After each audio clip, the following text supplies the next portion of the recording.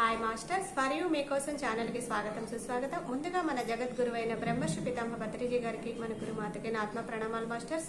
Okay masters, ప్రతిరోజు మన ఛానల్లోని స్వాధ్యాయం జరుగుతుంది. ఈ రోజు స్వాధ్యాయం చేయడానికి సీనియర్ పిరమిడ్ మాస్టర్ గారైన బిందు మేడం రాజమండ్రి నుంచి వచ్చారు. మేడం గారిని సాదరంగా ఆహ్వానించుకుందాం. ఈ రోజు మేడం చెప్పబోయే టాపిక్ ఇక జీవితం మీ చేతుల్లోని ఈ గొప్ప ఆత్మజ్ఞానం అందించడానికి మేడం గారికి వెల్కమ్ చెప్దాం మాస్టర్స్. నమస్తే మేడం, వెల్కమ్ మేడం. నమస్తే ఫ్రెండ్స్, డివైన్ మార్నింగ్ అందరికి. ముందుగా బ్రహ్మర్షి పత్రిజీ గారి యొక్క సోల్సార్ చక్రాన్ని ఇన్వైట్ చేస్తున్నాం ఫ్రెండ్స్. జ్వాలాకుల్ మహర్షి గారి యొక్క సోల్సార్ చక్ర, అలాగే భూమాత యొక్క సోల్సార్ చక్ర, అవతార్ బాబాజీ గారి యొక్క సోల్సార్ చక్ర, పరమశివుడి గారి యొక్క సోల్సార్ చక్ర, వీళ్ళందరి యొక్క సోల్సార్ చక్ర ఈ మీటింగ్ లో ఉన్న మన అందరి యొక్క సోల్సార్ చక్రతో అనుసంధానమై ఈ శరీరంలో 12 భాగాలకు 7 చక్రాలకు 2,72,000 నాడీ మండలం సిస్టమ్ కి వచ్చి చేరుతూ ఉండాలి. తద్వారా ఈ ఆత్మ విశ్వ కళ్యాణానికి, సమాజ శ్రేయస్కి ఉపయోగపడే ఆత్మగా తయారవ్వాలని కోరుకుంటూ ఈ సెషన్ ని స్టార్ట్ చేస్తున్నాం ఫ్రెండ్స్. ఇంటి మనం చెప్పుకున్న మీ జీవితం మీ చేతుల్లో శ్రీ శల్య గారి బుక్. ఇంకా మన రోజు ఇది చదివి వెంటనే కాదు మై డియర్ ఫ్రెండ్స్, ఆచరణలో పెట్టుకోవాలి. ఇది చాలా ముఖ్యమైన ఒక అద్భుతమైన జ్ఞానము. ఇది మీరు నేను అందరం కలిసి చేయాల్సిన పని. ఇది ఏంటంటే, ప్రస్తుతం ట్రాన్స్ఫర్మేషన్ పీరియడ్ జరుగుతుంది ఎర్త్ మీద. సంకల్ప శక్తి ఎంత బలంగా ఉందంటే అద్భుతంగా, ఇంకా ధారాపోతంగా ఎనర్జీస్ ఫ్లో అవుతున్నాయి ఎర్త్ మీద. గ్రిడ్ ఉండేది ఇంతకుముందు. గ్రిడ్ అంటే ముళ్ళు వేసేసి ఎనర్జీని భూమిలోకి రానివ్వకుండా నెగిటివ్ మాస్టర్స్ ఇంతకుముందు ఎర్త్ ప్లానెట్ ని కట్టడి చేసి ఉంచారు.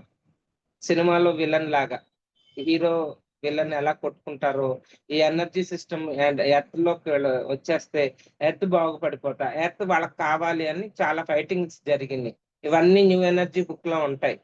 న్యూ ఎనర్జీలో పూర్తిగా చెప్పబడుతుంది. అది మీరు చదివితే మీకు అర్థం అవుతుంది. ఇప్పుడు 2012 పత్రిసార్ వచ్చాక చాలా ఎర్త్ లో చాలా చేంజెస్ వచ్చినాయి. ఎనర్జీ సిస్టమ్ వైజ్ గా చాలా మార్పు వచ్చింది. ఆయన ఒక్కరే కాకుండా ఆధ్యాత్మికవేత్తలు చాలా మంది యాక్టివేట్ అయ్యారు ఆ సమయంలో. 2012 నుంచి ఎనర్జీస్ ఫ్లో అవటం మొదలెట్టింది. ఇప్పుడు ఎర్త్ మీదకి విపరీతంగా ఫ్లో అవుతున్నాయి మై డియర్ ఫ్రెండ్స్. అందుకనే తట్టుకోలేక చాలా మంది బాడీ వెకేట్ చేసేసే సమయం ఇది అన్నమాట. అంటే ఇదంతా సోల్ కాంట్రాక్ట్, ముందే సోల్ కాంట్రాక్ట్ అయిపోయి ఉంటాయి. ఈ సమయంలో మేము వచ్చేస్తాం. ఇంకా న్యూ ఎనర్జీని తట్టుకోవాలంటే చాలా శక్తిగా తయారవ్వాలి. మనం ఉన్నతమైన ఆలోచనలతో, ఉన్నతమైన అలవాట్లతో, దివ్య గుణాలతో మనం ఎప్పుడైతే మనల్ని మనం మార్పు చేసుకుంటామో అప్పుడు కానీ మనం ఈ జీవనాన్ని ఈ భూమి మీద కొనసాగలేము అన్నమాట. 5th డైమెన్షన్ లో ఇప్పుడు జరగాలి, నడవాలి. ఇప్పుడే మీకు ఈ 2-3 మంత్స్ 2025 లో ఈ 6 మంత్స్ గడిచింది. ఇప్పుడు ఇక్కడే మీకు అర్థమైపోతుంది. మీ ఆలోచన బాగా ధ్యానం చేసే వాళ్ళకి ఇలా తలుచుకుంటే థాట్స్ లో మేనిఫెస్ట్ అయిపోతుంది, వెంటనే జరిగిపోతున్నాయి. నువ్వు అది మంచి చేస్తున్నావా చెడు చేస్తున్నావా ఆలోచన అనేది సంబంధం లేదు. నువ్వు ఏది ఆలోచిస్తే అది జరిగి కూర్చుంటుంది. సో చాలా జాగ్రత్తగా మై డియర్ ఫ్రెండ్స్. చాలా మందికి చాలా డౌట్స్ కూడా ఉంటున్నాయి. ఏంటి మేడం ఇలా జరుగుతుంది? అవును, అలాగే జరుగుతుంది. అందుకనే ఎక్కువ మౌనంలో ఉండండి, మీతో మీరు ఉండండి. ఎందులో కొట్లాట్లో గొడవల్లోకి, ఇంట్లో చిన్న చిన్న గొడవలు అందులో కూడా దూరొద్దు. చాలా జాగ్రత్తగా ఎరుకతో మిమ్మల్ని మీరు, ఎందుకంటే మనం అసెండ్ అవ్వాలని ఒక పక్కనేమో అవ్వ కావాలి బువ్వ కావాలి, 2 కుదరదు. ఏదో ఒకటే అవుతుంది. అది మనం అసెండ్ అవ్వటానికి వచ్చాం. దాని మీద కాన్సన్ట్రేషన్ చేయండి. ఈ మిగతాయన్ని పక్కన వినండి. వీలైతే సలహా ఇవ్వండి, మాట్లాడండి. మళ్ళా మీ మీ పనిలోకి మీరు వచ్చేసేయండి. మీరు లాగబడతారు, ఎలాగ మ్యాగ్నెట్ లాగా లాక్కెళ్ళిపోతారు మిమ్మల్ని గొడవలోకి. నెమ్మదిగా మనల్ని వెనక్కి లాగే తెచ్చేసుకుని, ఎవరిని తప్పు పట్టద్దు. ఇక్కడ ఎవరిని తప్పు పట్టేది లేదు. మనల్ని మనం ఏ స్థితిలో ఉంచుకుంటున్నామో గమనించుకుంటూ ఉండండి. ప్రతి క్షణం ఎరుకతో ఉండండి. మనం ఈ సబ్జెక్ట్ ఫినిష్ చేసుకుందాం. సో నేను నిన్నే ఫోన్స్ వస్తున్నాయి నాకు, 2-3 కాల్స్. మేడం ఇలా వస్తుంది, మాకు ఇలా తలుచుకోగానే జరిగిపోయింది. అది ఎంతవరకు కరెక్ట్? అది కరెక్ట్. అది నువ్వు నాకు ఇలాగ ఉంది నా అనారోగ్యం, ఇంకా ఎవరికన్నా చెప్పుకున్నావు అనుకో, అందుకనే సార్ అంటారు ఏది చెప్పొద్దు బయటికి అని. అది ఇంకా పెరిగిపోతది. డబల్ అయిపోయి మళ్ళా మనకే వస్తుందది. సో, ఎంత ఎరుకతో మనం ఉండాలి అంటే, నోటి నుంచి వచ్చే ప్రతి జాలువారే ప్రతి వర్డ్ కూడా దివ్యంగా ఉండాలి. పాజిటివ్‌గా ఉండాలి. మిరాక్యులస్‌గా ఉంటే కూడా ఇంకా మంచిది. అంతేగాని నాకిదుండేది ఇంతకుముందు, ఇప్పుడు మళ్ళా కొంచెం కనిపిస్తుంది. ఇలాంటియన్నీ మొదలు పెట్టకండి అసలు. మళ్ళా బ్యాక్ అయిపోతున్నాయి అన్నీ. అవుతాయి కూడా. చాలా జాగ్రత్తగా ఆలోచన విధానాన్ని మనం అందుకనే ధ్యానం పత్రిసార్లు ఎప్పుడో అంటే అలా అన్నానని కొత్త వాళ్ళని వేస్ట్ అని కాదు. ఆయన ఎప్పుడో చెప్పారు. 2012 లోపు ఎవరెవరైతే ధ్యానంలోకొస్తారో వాళ్ళందరూ హైయర్‌లోకి వెళ్ళిపోతారు ముందు ముందు. తర్వాతొచ్చేవాళ్ళు లేట్‌గా వచ్చినా లేటెస్ట్‌గా ఉంటారు. కానీ నమ్మకాన్ని గబుక్కున నమ్మే స్థితిని ఆ బిలీఫ్ సిస్టమ్‌ని మార్చుకోలేరు వాళ్ళు. ఆ! ఇది ఎంతవరకు కరెక్ట్‌లే. ఆ! హ్మ్. ఓహ్! వాహ్! అలా అనుకునేవాళ్ళే గానీ, ఇది జరుగుద్ది ఖచ్చితంగా గురువు మీద నమ్మకం మనకప్పుడున్న గురువు మనకి ఆయనతో బాగా కనెక్షన్ ఎక్కువ. నేను 2006 నుంచి ఉన్నాను కదా! ఆయన ఏ మాట చెప్తే అది పట్టేసుకునేవాళ్ళం. అది కరెక్ట్ అని నమ్మేసి ఇంకా ఆలోచన ఉండదు. ఇది అవునా? కాదా? ఇలాంటి 2 రకాలుగా ఉండేవి కావు. నేది చెప్తే అది అలాగా ముద్ర పడిపోయాయి లోపల. మరి అది జన్మ సంస్కారమా? తరహానా నాకు తెలీదనమాట. So, it's okay. ఇప్పుడైనా మనం మేల్కొని తెలిసిన జ్ఞానాన్ని ఆచరణలో పెట్టండి ఫ్రెండ్స్. అది నేను చెప్పొచ్చు. ఉద్యోగం లేదా మనం చేసే పని పైన మనకుండాల్సిన భావనా రీతి. నాలోని అన్ని సామర్థ్యాల్ని, ప్రజ్ఞాపాటవాల్ని వెలికి తీసేయేటటువంటి నాలోని సృజనాత్మకతను వ్యక్తీకరించుకునేందుకు అనువైన నాకు తృప్తినిచ్చేటువంటి నూతనమైన, అద్భుతమైన ఒక స్థానాన్ని నా జీవితంలోకి ఆహ్వానించేందుకు నా హృదయాన్ని పూర్తిగా తెరిచి ఉంచుతున్నాను. ఇవన్నీ కూడా మంచి అంటే సత్యంతో కూడుకొని ఏదైతే నువ్వు అవ్వాలనుకుంటున్నావో దానికి సంబంధించిన వర్డ్స్ ఇవన్నీ. దీన్ని నువ్వు దైవీక వాక్యాలంటారావిడ. ఆ దివ్యమైన వాక్యాలని ఉచ్చరించుకుంటూ ఉండండి ప్రతి క్షణం కూడాను. సంపూర్ణ ఆరోగ్యంతో ఉన్నాను. అది కూడా మన ఆరోగ్యంగా ఉండడానికి బాగా ఉపయోగిస్తామనమాట. నన్ను ప్రేమించే, గౌరవించే, నేను ప్రేమించే వారి కొరకు, వారితో పని చేయుటకు ఒక అద్భుతమైన సన్నివేశము నా కోసము సృష్టించబడి ఉంది. ఈ కొత్త ఉద్యోగము నాకు మంచి ఆదాయాన్నిస్తుంది అని మీ మదిలో దృఢంగా భావించండి. చాలా దృఢంగా, చాలా స్ట్రాంగ్‌గా మీరు ఆలోచించాలి. ఒకవేళ మీరు పనిచేసే చోట మిమ్మల్ని ఎవరైనా ఇబ్బంది పెడుతుంటే, వాళ్ళని ప్రేమతో ఆశీర్వదించండి. వాళ్ళని మీరు తలుచుకున్నప్పుడంతా వారిని ప్రేమతో ఆశీర్వదించండి. మన అందరిలోనూ ప్రతి లక్షణము ఉంటుంది. మనము ఒక హిట్లర్ అయ్యేందుకైనా, లేదా ఒక మదర్ తెరిసా అయ్యేందుకైనా సర్వసమర్థులమే. బహుశా అలా అయ్యేందుకు మనము ఎంపిక చేసుకోములెండి.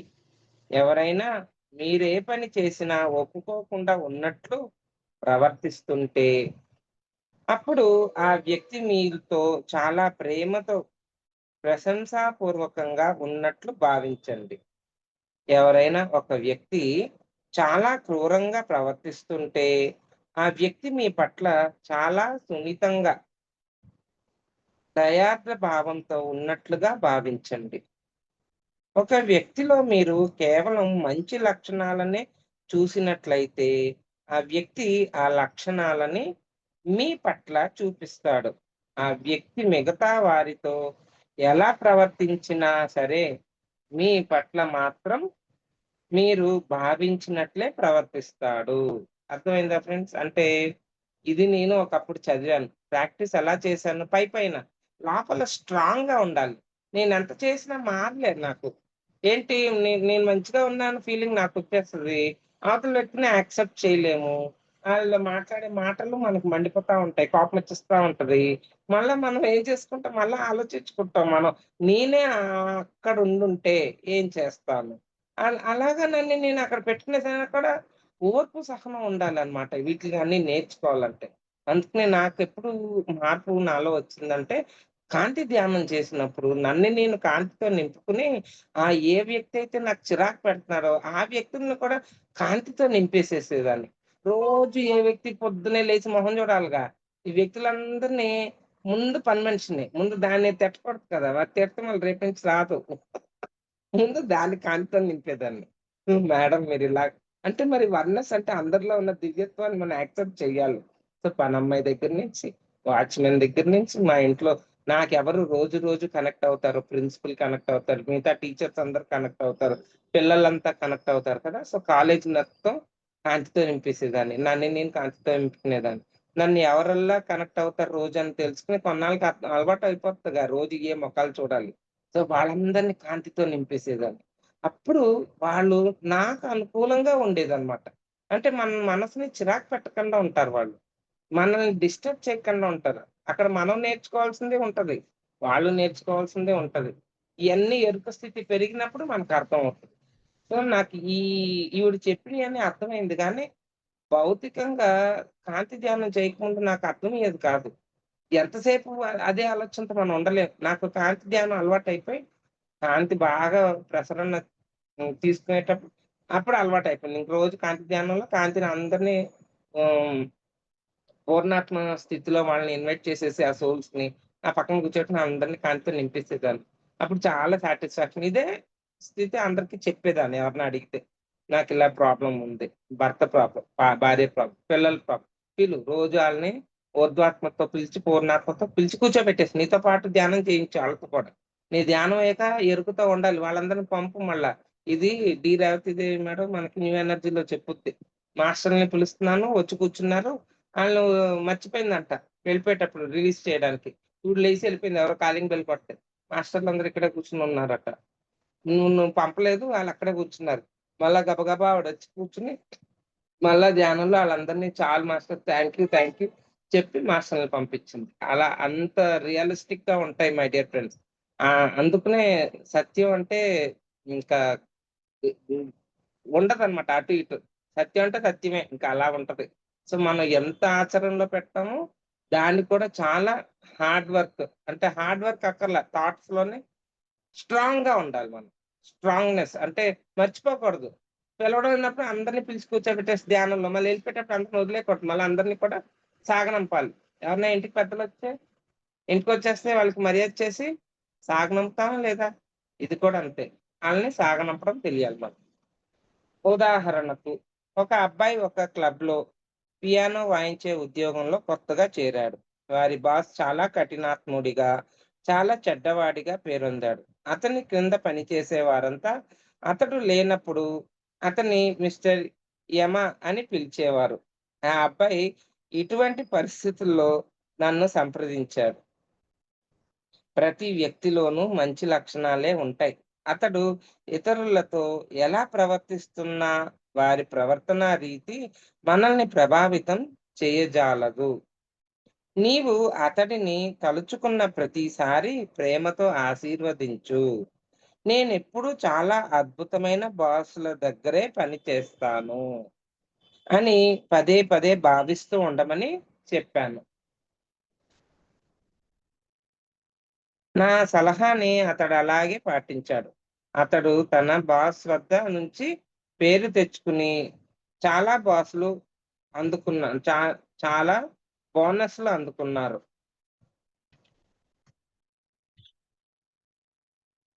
తర్వాత తన బాస్ యొక్క ఇతర క్లబ్‌లలో కూడా పియానో వాయించేందుకు నియమించబడ్డాడు. ఇతరులు మాత్రం తమ బాస్‌పై నెగెటివ్‌గానే ఆలోచనలు వదులుతూ వారందరూ మునుపటిలాగే అతడితో ఇబ్బందులు పాలవుతున్నారు. ప్రస్తుతం మీరు కోరుకున్న జీవితం మీకు అందకుండా ఉంటే, మీకు లభించుచున్న ప్రస్తుత జీవితమును ప్రేమతో ఆశీర్వదించండి. మనకు ప్రస్తుతం ఉన్న వాటిపై కృతజ్ఞతా భావముతో ఉంటే, అవి ఇంకా ఇంకా వృద్ధి చెందుతాయి. కృతజ్ఞతా భావం అంటే థాంక్‌ఫుల్‌గా ఉండాలి. ఇప్పుడు మనకిచ్చిన ఈ జీవితము మన హయ్యర్ సెల్ఫ్ ఇచ్చిందే. డిజైన్ చేసి పెట్టింది. తల్లిదండ్రులు మనల్ని చదువయ్యాక ఏ ఉద్యోగం చేస్తావంటే ఆళ్ళు ఎలా ఏర్పాటు చేసి పెడుతున్నారు మనకి.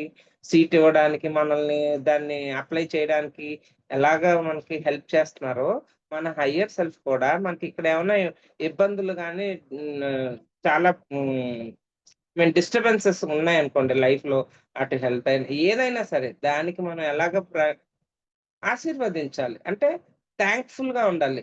నాకీ జీవితం లభించినందుకు నేను చాలా కృతజ్ఞతగా ఉన్నాను. ఎవరికి చెప్పుకోవాలి? ప్రకృతికి చెప్పుకోవాలి. లేదా నీ హయ్యర్ సెల్ఫ్‌కి చెప్పుకోవాలి.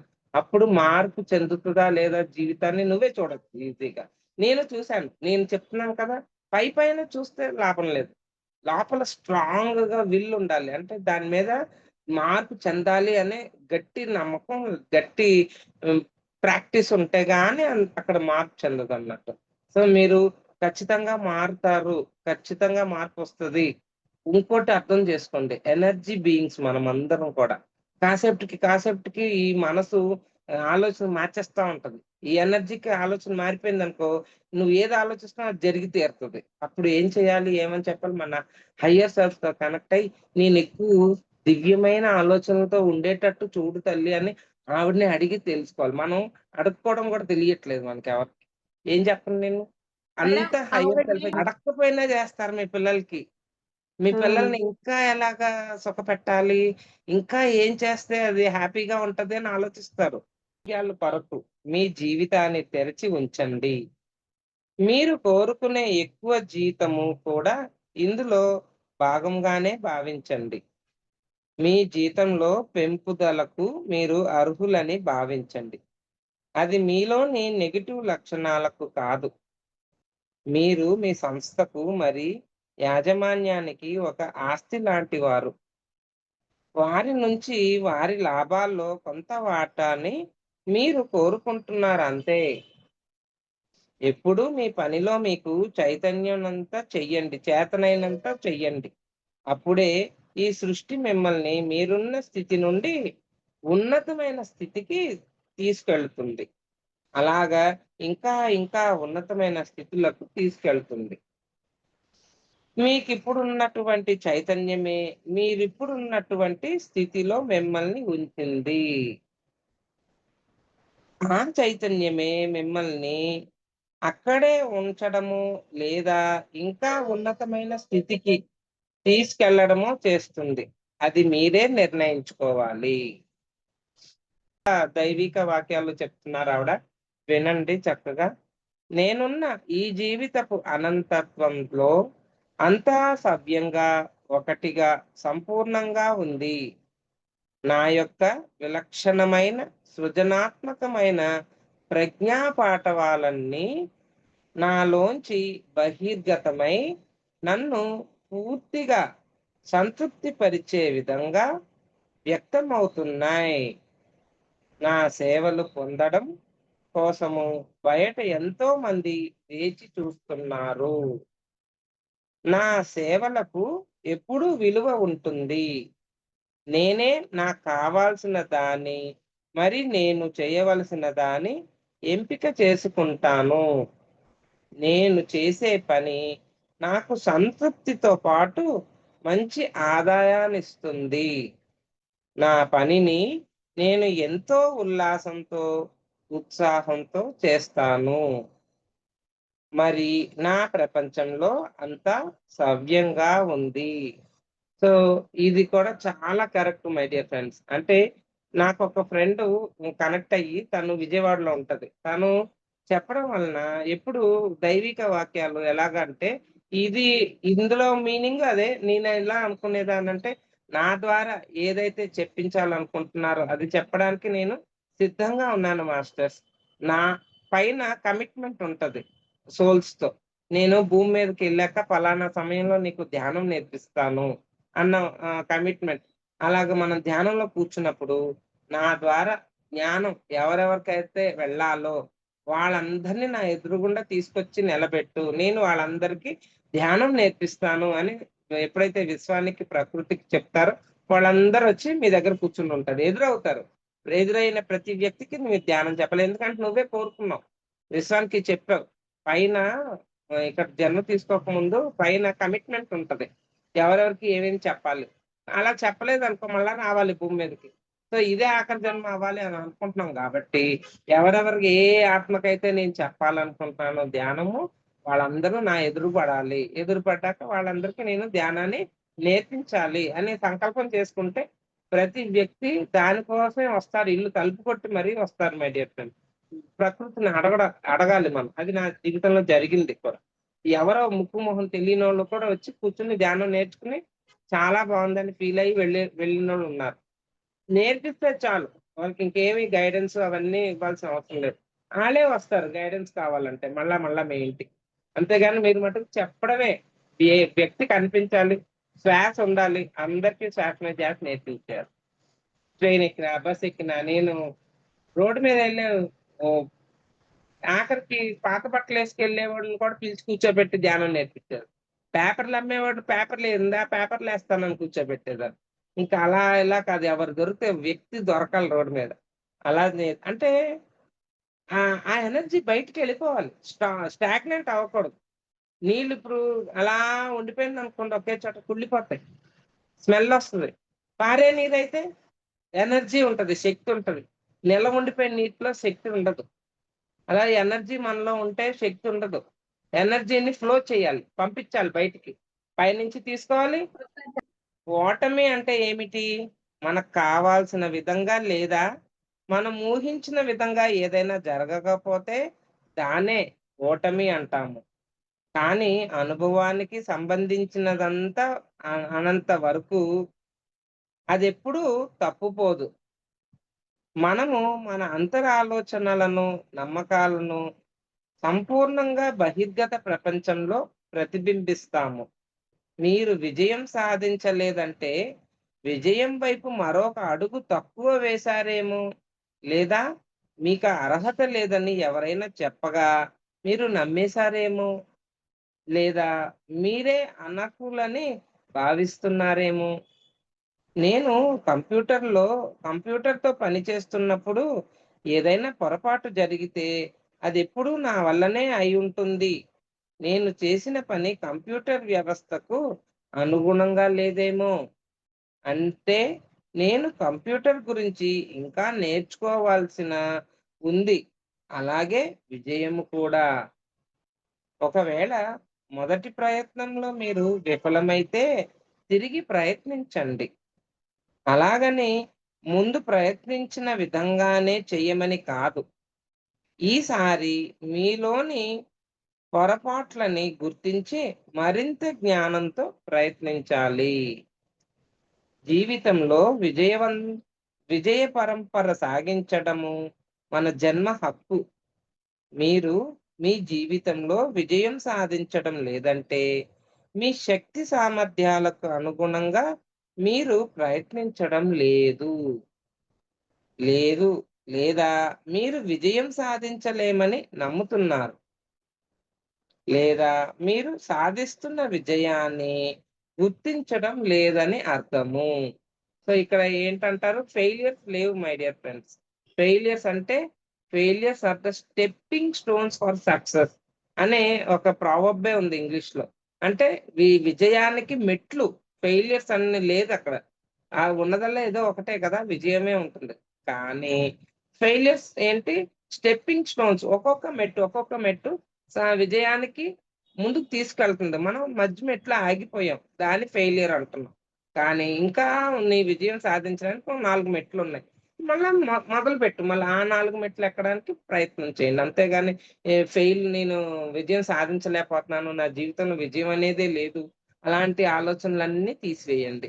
అవన్నీ కూడా సరికాని ఆలోచన విధానాలు. అదే ఆవిడ చెప్పింది. ప్రస్తుతము మనమున్న స్థితి కన్నా ఎంతో ఉన్నతమైన స్థితిలోని ప్రమాణాల్ని లేదా లక్ష్యాల్ని ఎంచుకుంటే ఇప్పుడున్న పరిస్థితులకు అనుగుణంగా ఆ ప్రమాణాల్ని లేదా లక్ష్యాల్ని సాధించడం అసాధ్య అసాధ అసాధ్యం కనుక మనము ఖచ్చితంగా ఓడిపోతాము. ఒక పసిపాప నడవడానికి లేదా మాట్లాడడానికి నేర్చుకునేటప్పుడు తను చేసే ప్రతి ప్రయత్నాన్ని ప్రోత్సహిస్తూ తన యొక్క చిన్న మార్పుని కూడా మనం మెచ్చుకుంటాము. అందుకే ఆ పాప ఎంతో ఉత్సాహంతో, ఆత్రంతో ఇంకా నేర్చుకోవడానికి ప్రయత్నిస్తుంది. మీరేదైనా కొత్త విషయం నేర్చుకునేటప్పుడు అలాగే మిమ్మల్ని మీరు ప్రోత్సహించుకుంటూ, నేర్చుకుంటూ ప్రయత్నిస్తున్నారా? లేదా మీరెందుకు పనికిరారని, మీకు తెలివితేటలు లేవని, టాలెంట్ లేదని, జీవితంలో ఓడిపోయారని మిమ్మల్ని మీరు నిందించుకుంటూ, అసలు నేర్చుకోవడమే కష్టతరం చేసుకుంటారా? మన మన చేతిలోనే పెట్టారు ఆవిడ. చూసుకోండి ఫ్రెండ్స్.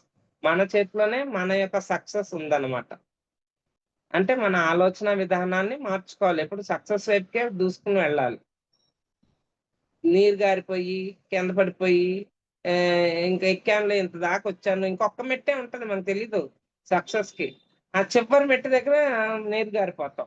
అక్కడ విసుగొచ్చేస్తది. అక్కడ విసుగు చెందకండి ఎవరైనా. ముందుకు వెళ్ళడానికే ప్రయత్నం చేయండి. ఎంతోమంది నటీనటులు తమ మొదటి రిహార్సల్స్‌లోనే తాము చాలా బాగా నటించాలని భావిస్తుంటారు. కానీ ఇక్కడ వారు ఒక విషయాన్ని గుర్తుంచుకోవాలి. అదేమంటే అసలు రిహార్సల్స్ యొక్క ముఖ్య ఉద్దేశ్యమే నేర్చుకోవడము. రిహార్సల్ సమయంలోనే మనం చేయాల్సిన తప్పులన్నీ చేసేసి, నేర్చుకోవడానికి వీలైన అన్ని కొత్త విధానాల్ని ప్రయోగించాల్సింది.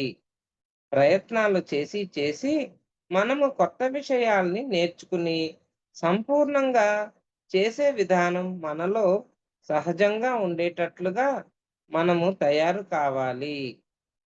ఏదైనా ఒక రంగంలో ఎంతో ప్రగతిని సాధించిన వ్యక్తుల్ని మీరు గమనిస్తే వారి ప్రగతి వెనుక ఎన్నో లెక్కలేనన్ని గంటలు సాధన ఉండి ఉంటుంది.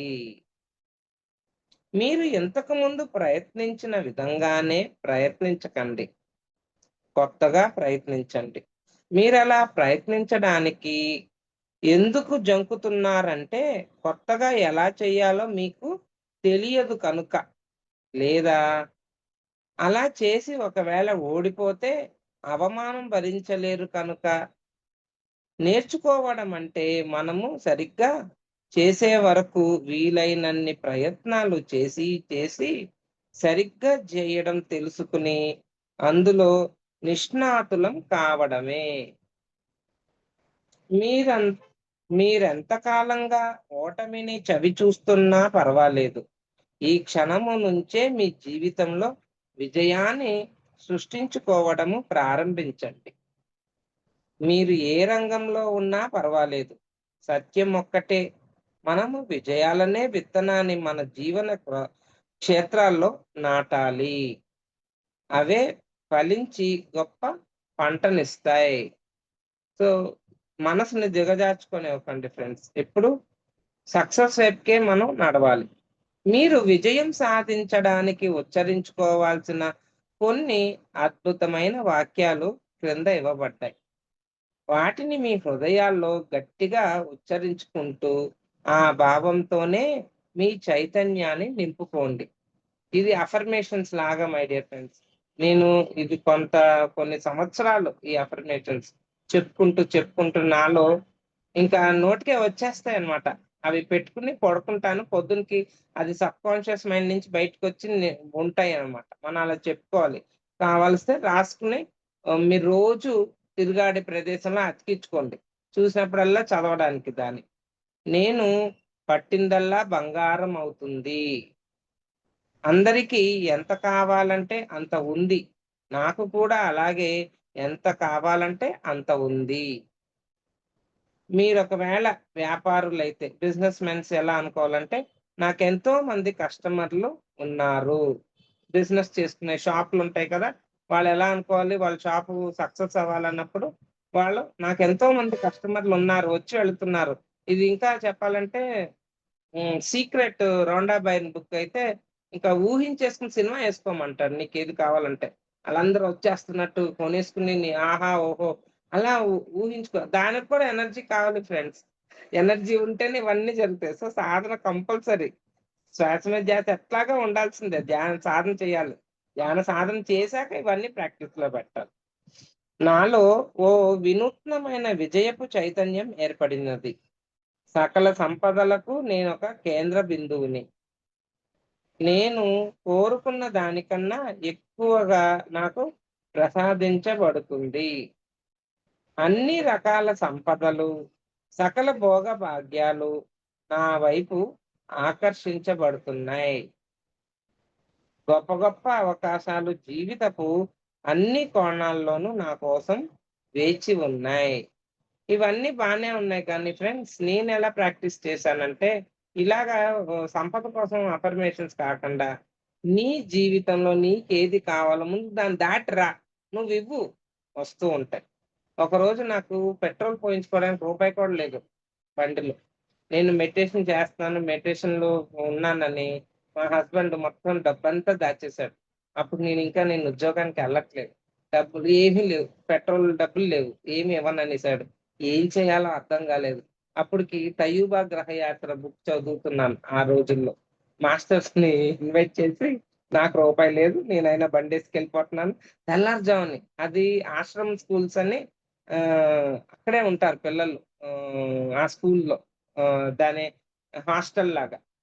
ఆళ్ళకు 4-5 క్లాసు, 5-6 ఇంకో క్లాస్ అన్నమాట.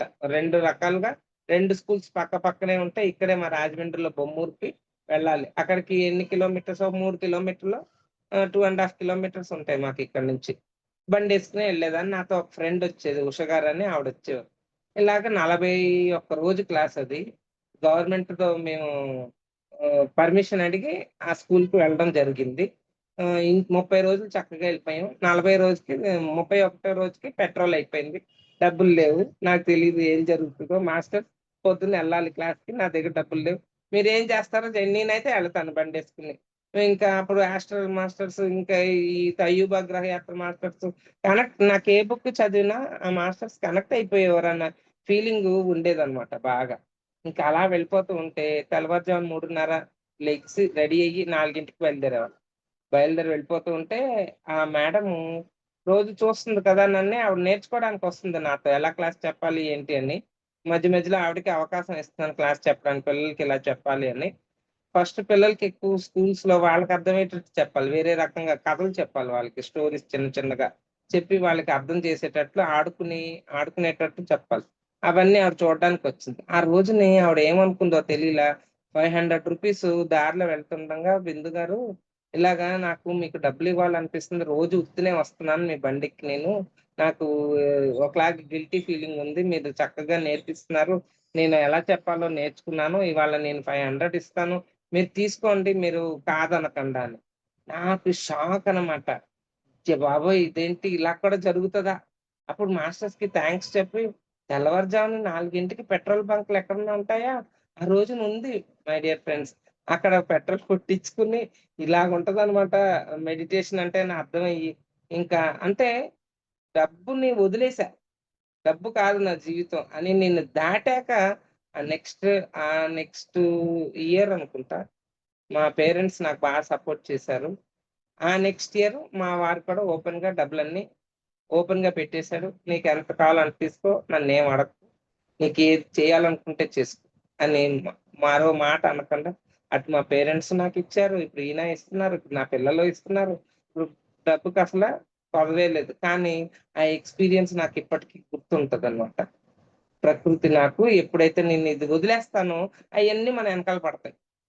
వదలడం నేర్చుకోవాలి ముందు మనం. ఏదైనా సరే. అప్పుడు నువ్వు ఈ అఫర్మేషన్స్ చెప్పినా ఖచ్చితంగా నీకు జరుగుతాయి. కానీ ఈ అఫర్మేషన్స్ ఎలా ఉండాలంటే అసూయ, ఈ స్వార్థం ఈటిలతో నువ్వు చెప్పుకుంటే అవ్వదు. అసూయ, స్వార్థాలన్నీ వదిలేయాలి. హర్షడ్ వర్గాలకు సంబంధించిన గుణాల్ని వదిలేసి నువ్వు బయటకొచ్చిన రోజునే, స్వచ్ఛంగా నీలో తయారైన ఎనర్జీ ఉన్న రోజుని నువ్వు ఏది జరగాలో నీకది జరుగుద్ది. ఖచ్చితంగా జరిపిస్తుంది. తల్లి ఉత్తినే పంపదు. నువ్వు చాక్లేట్ తినకూడదు. పళ్ళు పుచ్చిపోతాయి. రోజు చాక్లేట్ ఇవ్వదు. అలాగని చాక్లేట్ ఇవ్వడం మానేయదు. ఒక నెలకొకసారి చాక్లేట్ కొనిస్తది. సో, అలాగా మీరు నమ్మకం, విశ్వాసం మీ హైయర్ సెల్ఫ్‌లో పెట్టుకొని ఇవన్నీ చెప్పుకోండి. Okay friends. నా సొంత అనుభవం అది కాబట్టి చెప్పాలనుకున్నాను. డబ్బును దాటాను. ఏది నాకు రాదు కూడా. కానీ నేను సత్యంతో ఉంటాను అని గట్టిగా నమ్మి ఒక అడుగు ముందుకేసాను. 'అంజీ' సినిమాలో చిరంజీవి మెట్లుండవు. గురువు మీద నమ్మకంతో నువ్వు కాలు పెట్టు. అప్పుడు మెట్టొస్తదంటాడు. కళ్ళు మూసుకొని గురువుని తలుచుకొని కాలు పెడతాడు. అప్పుడు మెట్లు ఏర్పడతాయి. Last scene. ఇక్కడ అంతే. మన హైయర్ సెల్ఫ్‌ని తలుచుకొని కాలు పెట్టండి. కాలు ముందెయ్యండి. అన్నీ అవే జరుపుకుంటూ ముందుకెళ్తాయి. పై వాటిలో ఏదో ఒక వాక్యాన్ని ఎంపిక చేసుకుని కొన్ని రోజుల పాటు మీ మనసులో గట్టిగా ఉచ్చరించుకోండి. తర్వాత ఇంకొక దాన్ని ఎంపిక చేసుకోండి. ఈ విషయాలతోనే మీ చైతన్యాన్ని నింపండి. అవి ఎలా సంభవిస్తాయో ఆలోచించకండి. అన్ని అవకాశాలు మిమ్మల్ని వెతుక్కుంటూ వస్తాయి.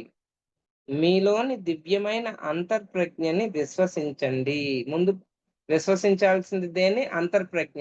అదే హయ్యర్ సెల్ఫ్ అని చెప్తున్నాను నేను. ఆ ప్రజ్ఞనే మీ జీవనయానపు దిక్సూచిగా చేసుకోండి. మీ జీవితంలోని ప్రతి రంగంలోనూ విజయం సాధించడానికి మీరు సంపూర్ణంగా అర్హులే. అది ఫ్రెండ్స్. అది మేడం. అయిపోయింది. Thank you madam. Thank you so much madam. For you మీకోసం మన ఛానల్కి వచ్చి ఎంతో గొప్ప ఆత్మజ్ఞానం అందించారు మేడం. Thank you madam.